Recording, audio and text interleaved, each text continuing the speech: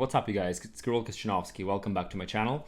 And today we're going to discuss the CNBC article on Mark Cuban's top 5 pieces of financial advice.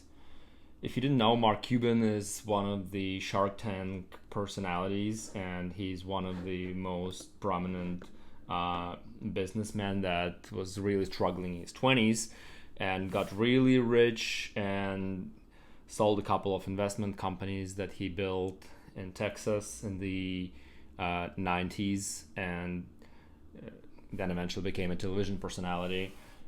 Got a lot of deals done on Shark Tank and is claimed to have about $10 million in deals through the ABC show. His net worth is $4.3 billion, and lately he appeared on a bunch of news outlets, including Men's Health Journal. So let's take a look. What does he have to say in the article on CNBC Make It from September 14th, Mark Cuban's top 5 pieces of financial advice, by Taylor Loki. They go on saying that Mark Cuban has been struggling in his 20s, frequently came back to his house on the utility company shutting off the lights. His credit cards have been cut off many times. He's been living a wretched lifestyle until he figured something out.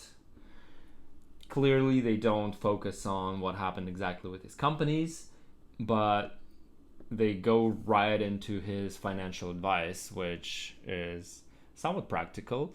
He's saying that only 10% of the money that you have saved up should be going towards your investment opportunities that you're deeming as somewhat risky. For example, investing into stock market, throwing in money into something like Apple that could go up or it could go down, should be done only with the money that you already consider lost.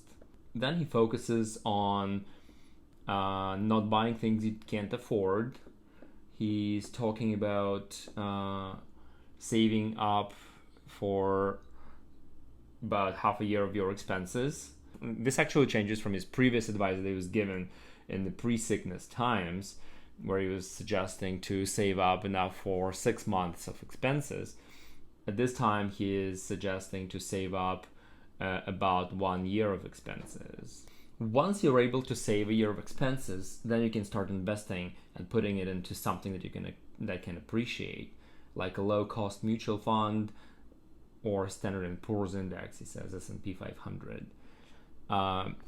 Clearly, S&P 500 is a much less risky investment compared to throwing in money into Apple, even though Apple could have been a good speculation when it was going up, but you could as well buy at the peak and lose half of your money very quickly, and then you'd have to wait for a long time. So that's the type of stock that is more speculative.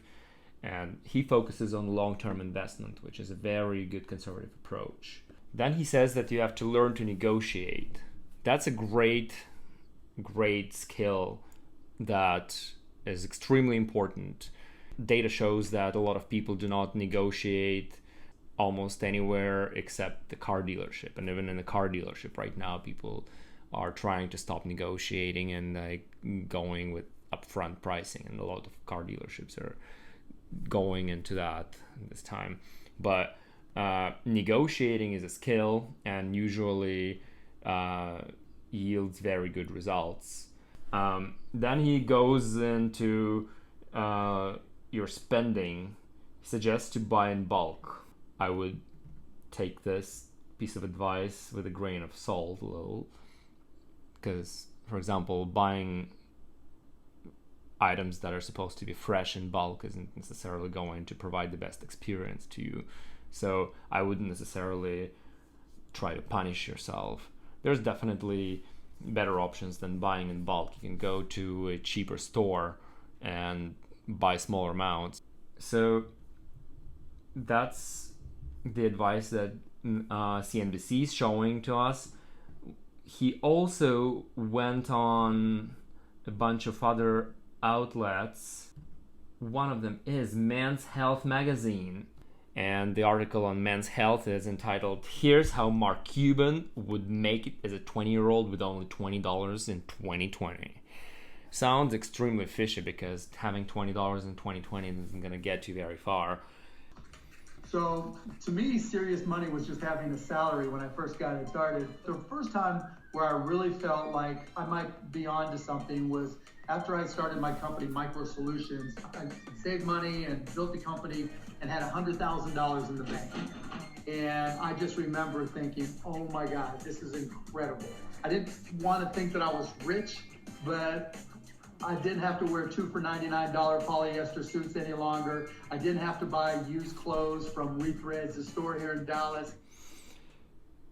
What makes me wonder is why are they naming the article $20 in 2020 when he's talking about $100,000 in his account right after he got successful in his first job. It sounds like a clickbait to me.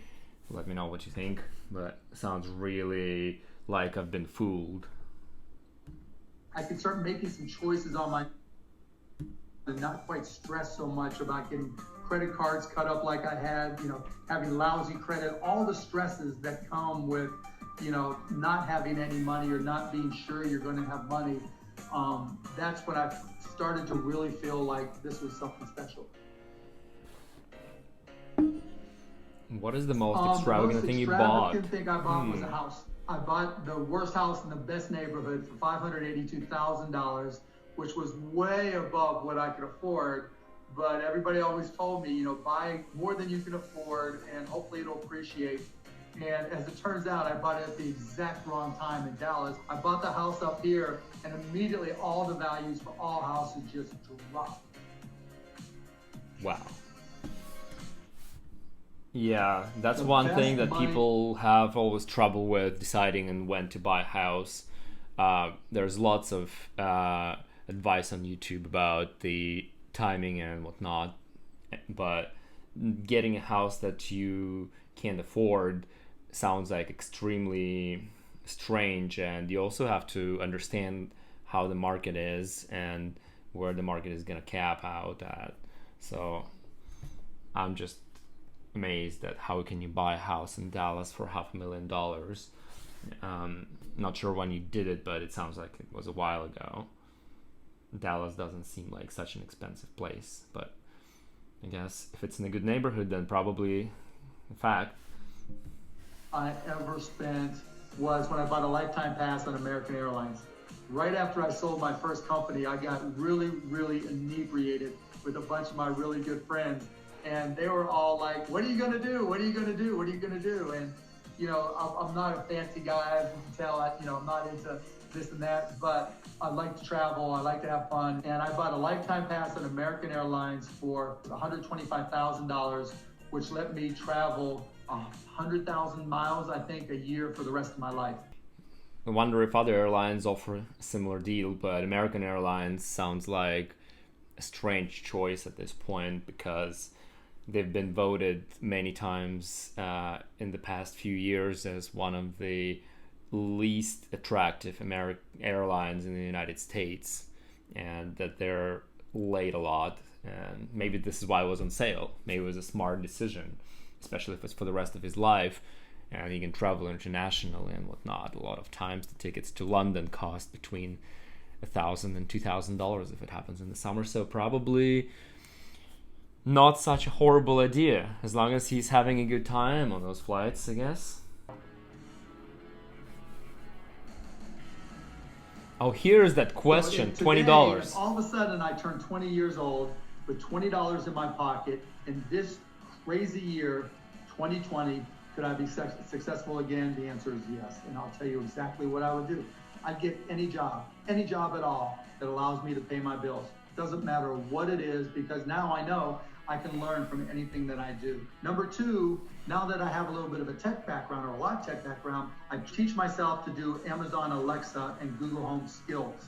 A lot of people have Amazon Alexa in particular, and they know how to use it generically, but they don't know how customizable it is. So I would, just like I did back in the days when I started Micro Solutions and I went to all these different retail stores, handing out my business cards saying, if you ever have questions or need help with PCs and computers, I'm your guy. I would do the same thing now. And particularly now with the pandemic, where we're trying to go touch-free, the ability to use ambient voice to really help your business, nobody's really doing it very well. So I would be all about that, and I think I'd be able to build up a nice little business doing that. It's a great business strategy that he's got imagined instantly about Alexa and Google Voice. What kind of tricks and stuff that he can teach others for a fee he can come up with Alexa, possibly to run a register or maybe to add money for the tip, and that's probably not such a bad idea. But getting a job, exactly, yeah, if you have $20, go get a job. Just hope that you have enough time to sustain yourself before you're given the job, before the next paycheck. Probably go stay at your parents' house and apply for jobs, right? Some of the best investments I ever made were investing in myself, first and foremost.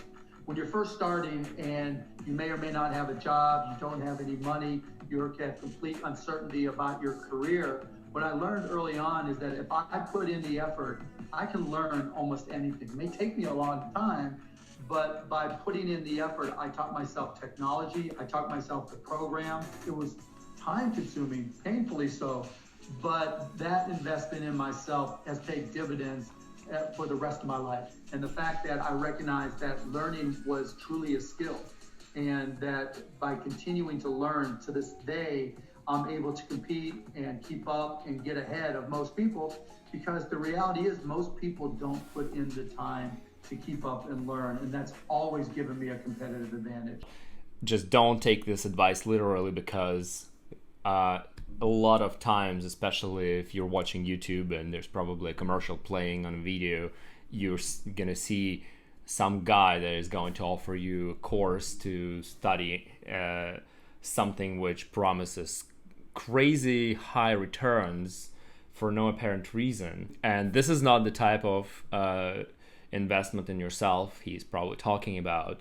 When he says that he learned programming, it probably means that he either went to college or he learned it himself, or through websites like Udemy or Coursera.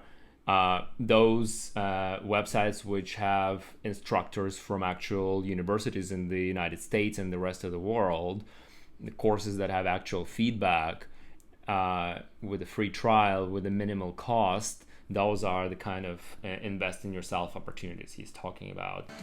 What did you do the moment you became a billionaire? That's so what was I doing the moment I became a billionaire? I was on my.yahoo, because I knew I was close, obviously. And I was watching our company's stock. I knew it was close and I wanted to see that moment. So back in the day, you would have to hit the F5 key, which was the refresh key. I had just gotten up, basically I was naked, sitting on a chair just like this. And I just got up and I said, okay, I'm gonna do my little naked billionaire dance. I'm gonna enjoy the moment, and then I'm gonna go right to work, because the only thing worse than being a billionaire is being a billionaire and then not being a billionaire because you didn't do your job and you didn't get it done. And so it scared me. It's like, I can't let go of this. And so I went to work. To become a billionaire, you need to go public with your company and have the public investors throw in money into you. That's the unfortunate truth of it, apparently. Especially if you're a small company, that's number one way of becoming a billionaire. Well, that's an interesting question. What industries will dominate in the future? That's a great question, because so much is changing because of the pandemic. As I just mentioned, I think ambient voice is going to be critical, because people are going to be very concerned about different touch points even after we have a vaccination. Utilities for work from home are going to be an opportunity. The bigger macro issues are going to be artificial intelligence is going to continue to just become more and more important. Slogan or mantra when it comes to money is my slogan and mantra for everything. How you do anything is how you do everything. How you approach Little problems is how you approach big problems. How you approach little investments is how you approach big investments. You just have to put in the time to do it right. And when it comes to money and investing, and I'll add one little piece of advice. When you go to buy a stock and you think you got the greatest idea stock pick ever, ask yourself why somebody would sell it to you. Nobody sells you a stock thinking the price is going to go up, right? They're selling it to you for a reason. So always question yourself and make sure you know, because getting in that habit is the exact example of how you do anything is how you do everything. Thanks again for watching. Now you know my secrets to financial wellness. Hopefully you picked up a tip or two. Hopefully it'll be the first step or the next step to you being financially secure. Stay safe. This is a really important advice that he's giving, that use the same approach for small expenditures, small investments that you make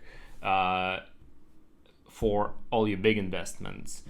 Always ask yourself, why are you buying a house that has more square footage and has probably a much higher price? Is it because somebody is trying to get rid of it and maybe you're gonna be an idiot and get stuck with it in the next couple of years with an expensive mortgage that you're gonna be paying down, or you're gonna have to default and you're gonna ruin your credit history for quite some time and things like that. One extremely healthy approach is, if you want to buy something, give yourself a couple of days to think about it.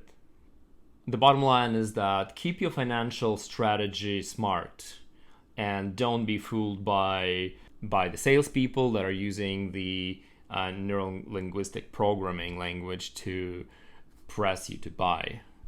Always maintain your cool, stay financially safe, and if you have $20 in your account, then go get a job. With that being said, thank you so much for watching. Don't forget to like this video and subscribe to my channel. And until next time.